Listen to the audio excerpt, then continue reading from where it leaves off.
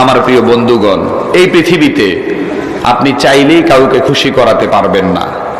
এবারের আলোচনার টপিকস হলো এটা। এই পৃথিবীতে আপনি চাইলেই আপনার মাকে খুশি করাতে পারবেন না, আপনি চাইলেই আপনার বাবাকে খুশি করাতে পারবেন না, আপনি চাইলেই আপনার বন্ধুকে খুশি করাতে পারবেন না, আপনি চাইলেই আপনার হুজুরকে খুশি করাতে পারবেন না।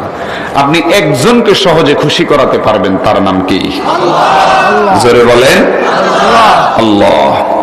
আমার প্রিয় বাবারা, আমার প্রিয় বন্ধুরা, আপনি আপনার মাকে যত বেশি দিবেন আপনার মায়ের তত বেশি লাগবে। আপনার বউকে আপনি যত দিবেন আপনার বউয়ের ততই লাগবে। আলোচনা শুরু হয়ে গিয়েছে, আর কারো আসার কোনো দরকার নাই। আপনারা কেউ উঠবেন না, আপনাদের পায়ে ধরে বলি, আপনি আপনার মাকে যতই দিবেন আপনার মায়ের ততই লাগবে, আপনার বউকে যতই দিবেন আপনার বউয়ের ততই লাগবে, আপনার নেতাকে যতই দিবেন আপনার নেতা ততই চাইবে। সকালবেলা নেতা বলল 50 জন নিয়ে আসো, 50 জনের জায়গায় 70 জন নিয়ে আসলেন। বিকেল বেলা যদি নেতার ফোন ধরতে একটু দেরি হয়, ওই নেতার লাঠি দিয়ে আপনাকে দূরে সরিয়ে দিবে, ঠিক কিনা বলেন? আপনি আরিফ মিয়াজিকে যতই দিবেন আরিফ মিয়াজির ততই লাগবে। আফসারিকে 40,000 দিয়েছেন, লাগলে আরো 10,000 দিলে সে খুশি। এক বাক্যে আমরা শিখবো, এই পৃথিবীতে আপনি চাইলে কাউরে খুশি করাতে পারবেন না, কেউ আপনার প্রতি পরিপূর্ণ খুশি হবে না। কিন্তু এই পৃথিবীতে আপনি যদি চান সহজে একজনকে খুশি করাতে পারেন, আরো একবার জোরে বলেন না, তার নাম কি? আল্লাহি রাব্বিল কাবা, কাবার প্রভুর মালিকের কসম করে বলছি, মাকে খুশি করানোর জন্য যে চেষ্টা আমরা করি, বাবাকে খুশি করানোর জন্য যে চেষ্টা আমরা করি, নেতাকে খুশি করানোর জন্য যে চেষ্টা আমরা করি, হুজুরকে খুশি করানোর জন্য যে চেষ্টা আমরা করি, তার 10 ভাগের 1 ভাগের অর্ধেক চেষ্টাও আমার আল্লাহকে খুশি করানোর জন্য যদি আমরা করতাম, আমার আল্লাহ আমাদেরকে মাফ করে দিয়ে জান্নাতের মেহমান বানিয়ে দিত। দুনিয়ার মা একবারের জায়গায় 2 বার যদি মায়ের মনে কষ্ট দেন, মা আপনাকে পছন্দ করে না।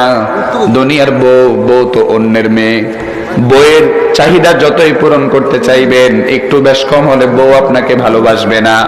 দুনিয়ার নেতা নেত্রীর কথা তো বাদে দিলাম, দুনিয়ার মা আপনাকে ফেরত দিয়ে দিবে, দুনিয়ার বাবা আপনাকে ফেরত দিয়ে দিবে। এই যে নুরুন নবী সাহেব সভাপতি, উনার মনে যদি আমি কোনো কষ্ট দিয়ে থাকি, আগামী মাহফিলের মিটিং এ বলবে তারে দাওয়াত দেওয়া যাবে না, নাতি হোক আর যাই হোক, সে আমার মনে কষ্ট দিছে।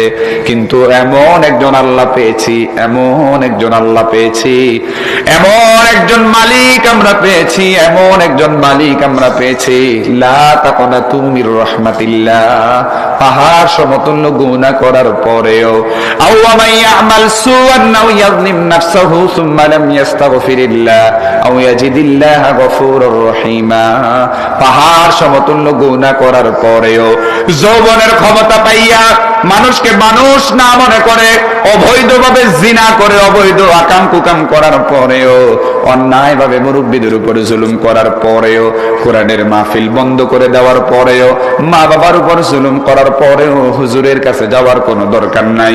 অনুতপ্ত ভাব যখন চলে আসবে, মনে মনে যখন চিন্তা করবে, ওগো আল্লাহ, এতদিন পর্যন্ত আমি যা করেছি সব ভুল করেছি, হুজুরের কাছে গিয়া ইস্তেগফার করার কোনো দরকার নাই।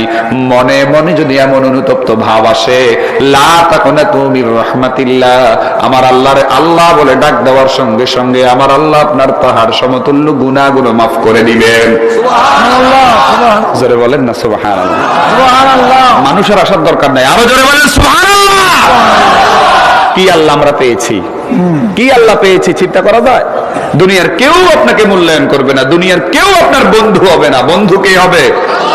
জোরে বলেন কে হবে? আল্লাহ। জোরে বলেন কে হবে? আল্লাহ।